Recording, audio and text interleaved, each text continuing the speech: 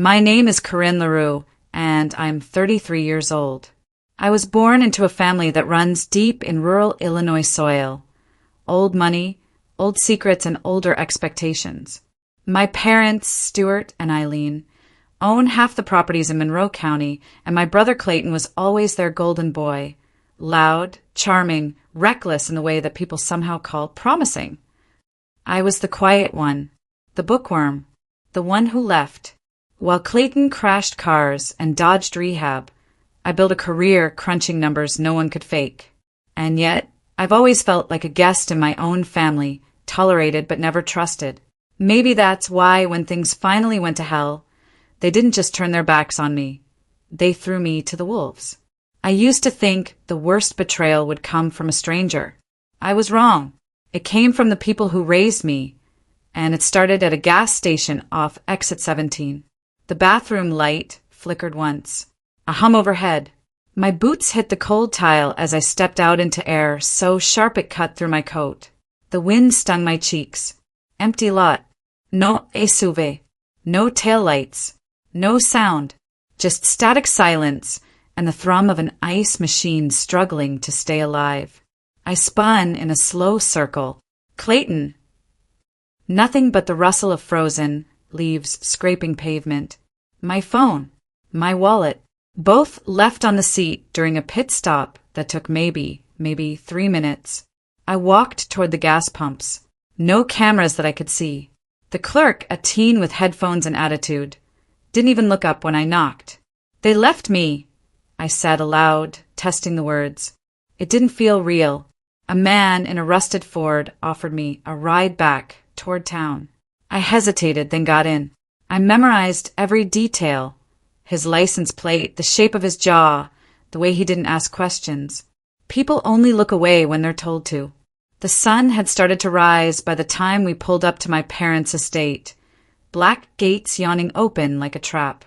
Their SUV sat in the driveway. Clayton leaned against the hood, smoking, smiling. "Sleep well," he called. I didn't answer. I walked past him. The front door was unlocked. And that's when I saw my car in the garage, totaled. The Crown Vic I'd rebuilt from the frame up. The one no one had permission to touch. The hood crumpled, windshield webbed, front tire sheared sideways like a broken limb. My knees buckled slightly. My father's voice cut through the air behind me. She ditched it outside a bar last night. Must have been drunk out of her mind. I turned. What? "Don't play games, Corinne," my mother said, emerging from the kitchen with a mug of coffee like this was a casual Saturday. "The sheriff has the footage. You walked away from that car. We covered for you again." Covered? A cruiser pulled into the driveway. Deputy Markson. Small town badge. Big ego. He handed over a folder with one motion. Someone filed the tip. Said you were weaving through traffic. Car left abandoned. Got a call from a bar off Route 50. He opened the folder. Inside, blurry dashcam stills of a woman in a dark coat. My coat stumbling away from a parked car. "It's her," my father confirmed.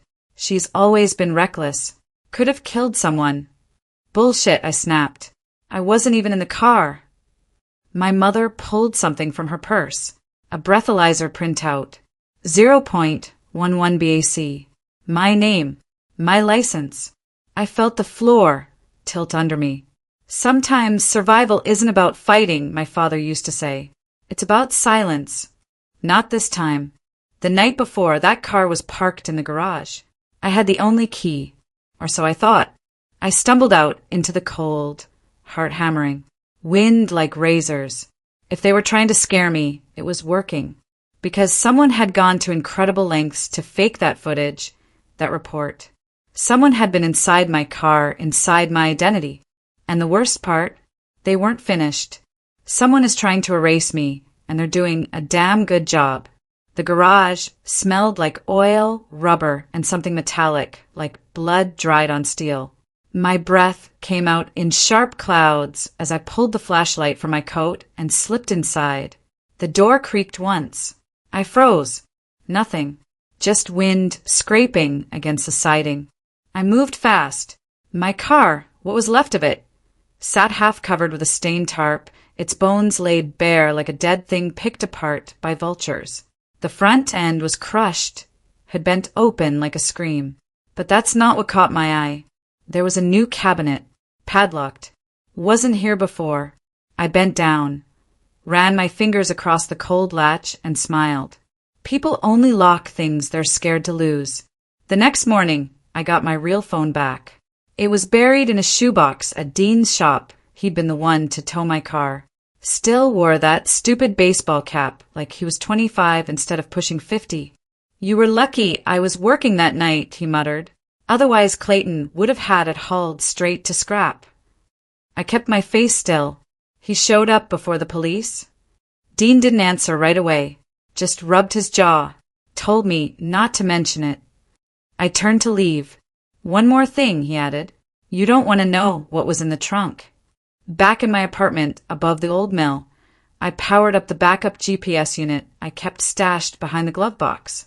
Most people forget these devices store more than routes. They remember timestamps, routes, ignition records, and dashcam footage. The feed stuttered at first, then kicked on. Snow, streetlights, a dark figure in the driver's seat, hands gripping the wheel. Not me. Clayton, wearing my coat, driving like a ghost, was chasing him. The video cut right before the crash. Of course it did. A ping. New message. No sender. Your parents took out an insurance policy in your name. One sentence. Below it, a blurry PDF. Herky's signature. My name, not my hand. Forged. There's a kind of pain that doesn't bleed. It burns cold. I didn't call the sheriff. I didn't storm back into that house. I drove out past the edge of town, where the trees get thick and the roads lose names, to the rust-colored farmhouse that belonged to the only person who never once lied to me. Rosa Winford, my aunt, my father's sister, retired sheriff, estranged from the family for 2 decades after some fight no one ever explained. She opened the door before I knocked. I was wondering when you'd show. She poured black coffee into mismatched mugs and didn't flinch when I dropped the USB onto the table. They're building a case, I said. Not against Clayton. Against me. Of course they are. I need help. You need proof. Then you need teeth. Rosa pulled a battered laptop from a locked drawer and went to work. The screen glowed against her weathered face like a war map. Minutes passed. Lines of code. Encrypted files. Then, click. The folder opened. Ledgers. Bank transfers. Timestamps. Dozens of accounts in my name. All filtered through the family firm. They've been laundering money, Rosa said flatly. For years. Using you. Why now? I asked. Because they know you're running out of places to hide. She leaned back. Funny thing about family, she added. They'll set your house on fire and call you crazy for noticing the smoke. My phone buzzed again. Blocked number.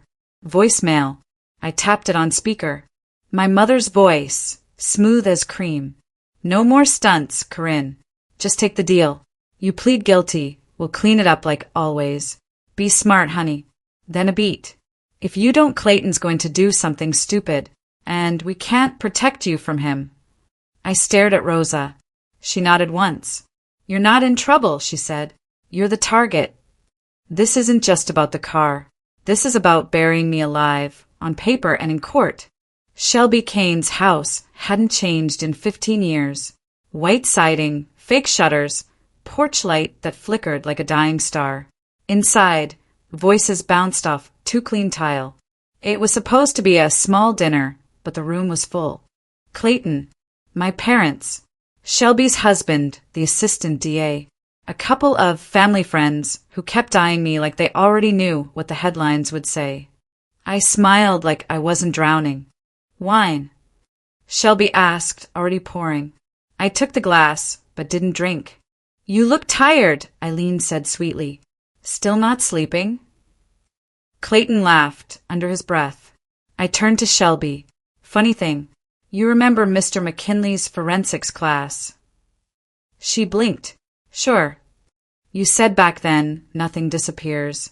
Even bleach leaves residue. She looked down at her napkin. I saw her thumb twitch. I smiled wider. Still believe that. Cut scene. Living room. Dark wood floors. Oversized family photos. The kind of place where secrets get tax deductions. I stepped closer to Clayton. His breath smelled like gin and mint. Did you know my car's GPS logs ignition times? He froze. They also log device IDs. You used the spare key fob, the one you told Dad you lost. I don't know what the hell you're talking about. You wore my coat. A twitch, a flicker, 1 second of real fear, then smirk. Maybe you shouldn't leave your keys around. Back in the dining room, plates cleared, lights dimmed. Shelby hovered behind my mother. Her eyes wouldn't meet mine. I pulled out my phone. Actually, I said, I have something fun for dessert. Top. The flat screen on the wall lit up. Dashcam footage. Clayton. My coat. My car. Blurry but undeniable. Driving like hell. The room went silent. My dad stood. Turn that off. No. You're making a mistake, Corinne. You already did. Rosa had set up the live stream from a secure line. Evidence upload. Real time. No deletions. No overrides. I watched the realization ripple across Shelby's face. You edited the footage, I said to her quietly. You cut the part after the crash. Thought no one would notice. She doesn't know what she's talking about, Shelby snapped. But her voice cracked. Clayton stood up, so fast his chair fell back. You think this changes anything? He shouted. You're nothing. You were always the mistake in this family. Yet here you are, I said calmly, stealing from the mistake. Shelby backed toward the hallway. I followed, my voice low. The insurance, the forged documents, the bank transfers. You don't have proof. I have the USB. She went pale. That's locked, she said. Was. My father slammed his glass on the table. Red wine splattered like blood. Enough, he roared. He looked at me like he wanted to break every bone in my face. I won't let you destroy this family. I didn't flinch. You already did. Door schlemmed. Cut scene. Shelby's office. I slipped in before they noticed. Her laptop was open. Printer humming. 1 page fresh from the tray. Intent to plead form. Name, Corinne LaRue. Signed. Dated. Filed. Without my consent. Behind me, Clayton's voice down the hallway. Slurred. Loud. Getting closer. I grabbed the form. Stuffed it into my coat. Back door. Snow crunching under boots. No stars overhead. Just clouds like bruises. A text from Rosa blinked onto my screen. Incoming transmission. Folder decrypted. It's worse than we thought. Stand by. I didn't respond. Because someone was standing in the shadows near my car. Too still. Too silent. Watching. They're not just framing me, they're funding their empire with my name. The courthouse smelled like heat and bleach. My boots squeaked against the linoleum. 3rd floor. Clerk's office. I handed over the intent to plead form. The woman barely looked at me. Already filed. I blinked. What? She tapped her screen. Filed last night. Signed by you. Uploaded to the state system. Timestamped. Final. That's impossible.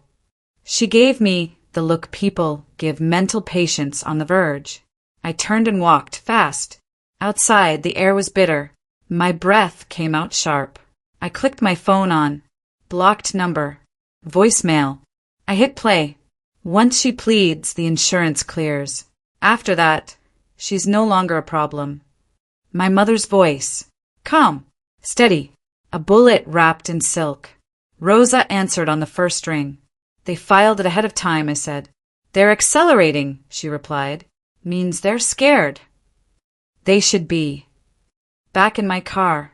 Silence. Then. Headlights. A truck. No license plate. Barreling down the lot. Too fast. I threw the door open. Rolled out into the slush.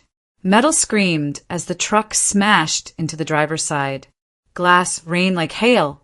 I crawled behind a concrete barrier, heart pounding against ice. The truck reversed, tires screaming, then vanished into the street like it never existed. The officer on scene looked bored. Any enemies? I laughed. Only my family. He didn't even write it down. I went to Dean's. The garage was closed. Lights out. I knocked anyway. A beat. Then a voice. Go around back. I did. Dean opened the rear door with a shotgun in hand. He looked older. Paler. You okay? I asked.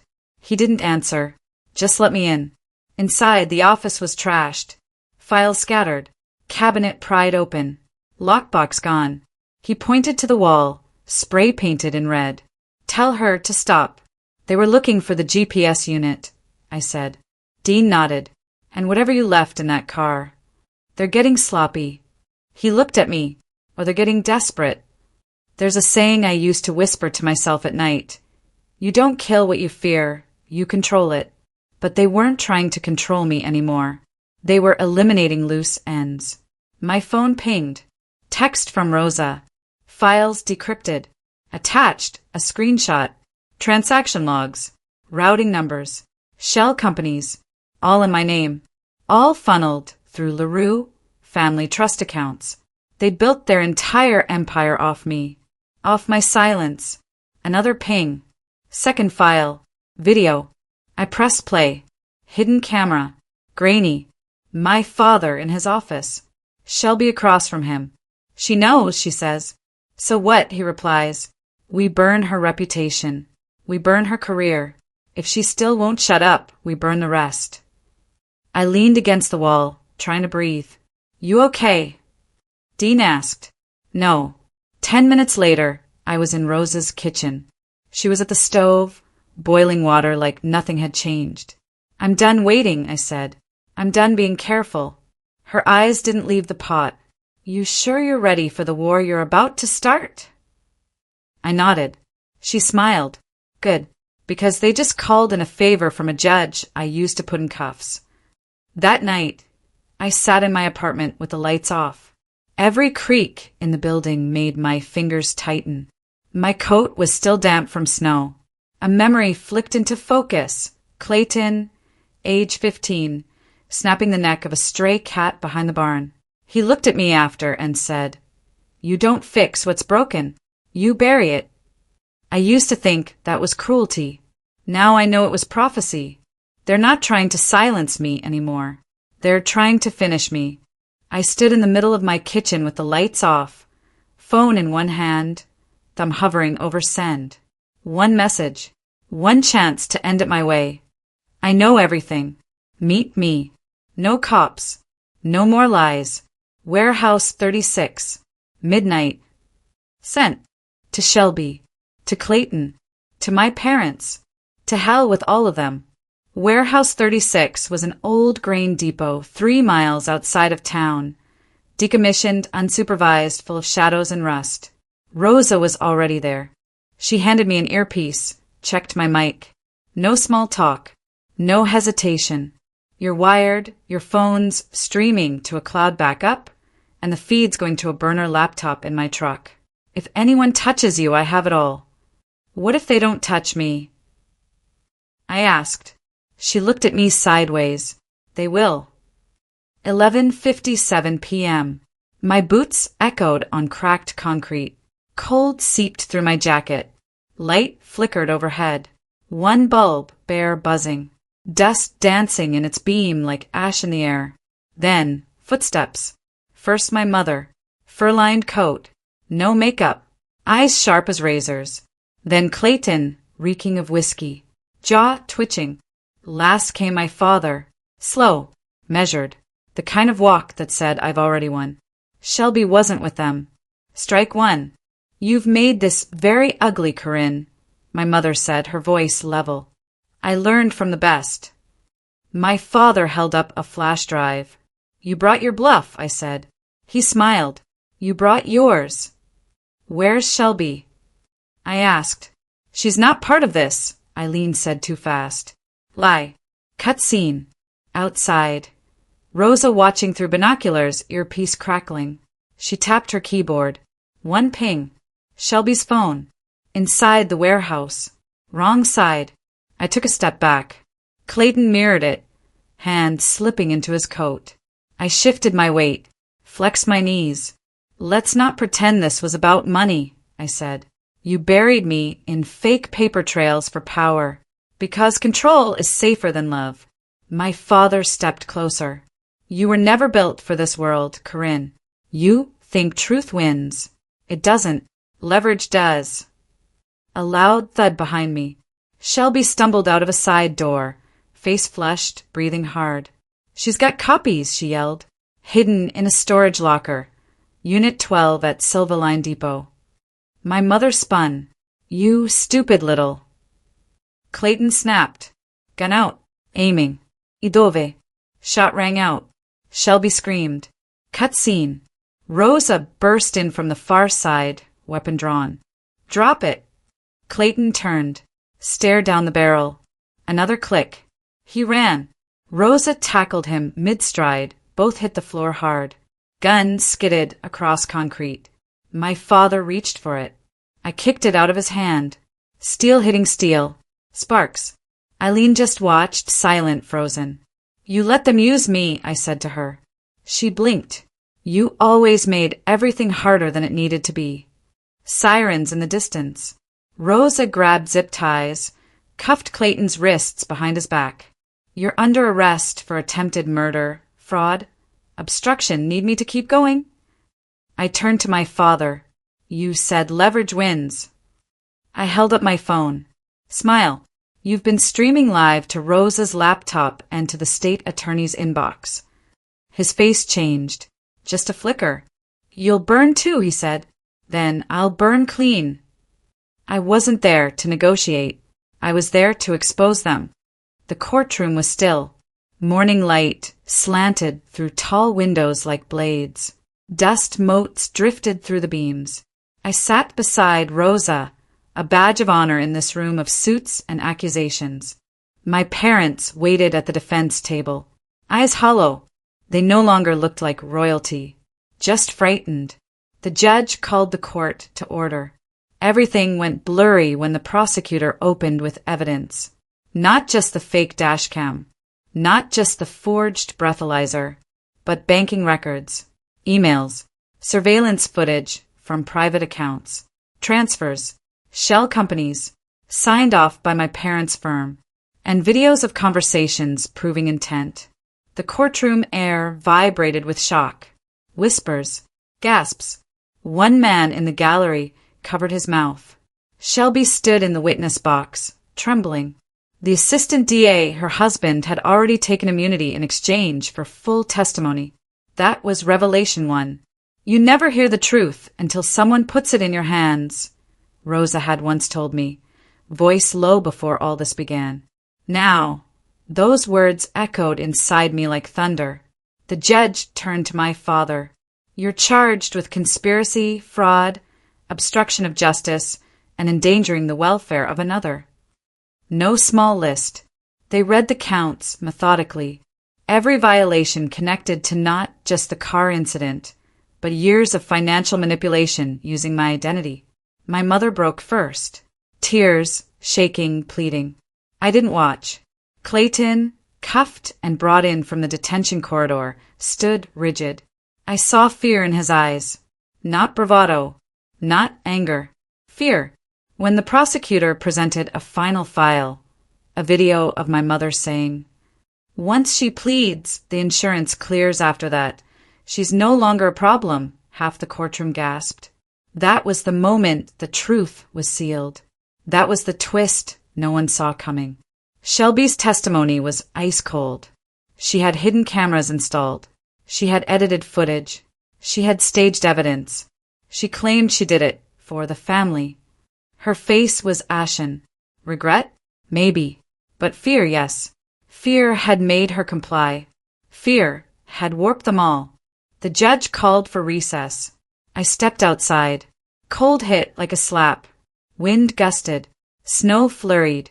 A passerby muttered, "Can't hide from truth." No one heard him but me, but the words felt right. Truth isn't quiet. Back inside, the judge read his final words. Given the evidence, this court finds the defendants guilty on multiple counts. My chest tightened.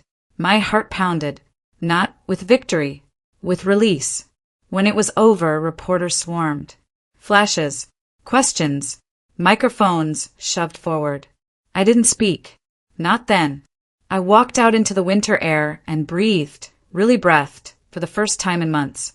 Later, Rosa and I stood outside the courthouse. She looked at me, eyes soft. "You did what many couldn't." I shook my head. "No," I said. "I did what I had to." A day later, I visited Warehouse 36. The walls were bare now. Echoes only.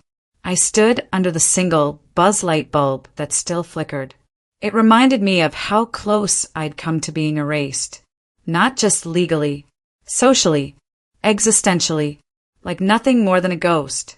I remembered a quote I once told myself when fear crept in. "You don't survive by avoiding storms. You survive by learning to dance in the rain."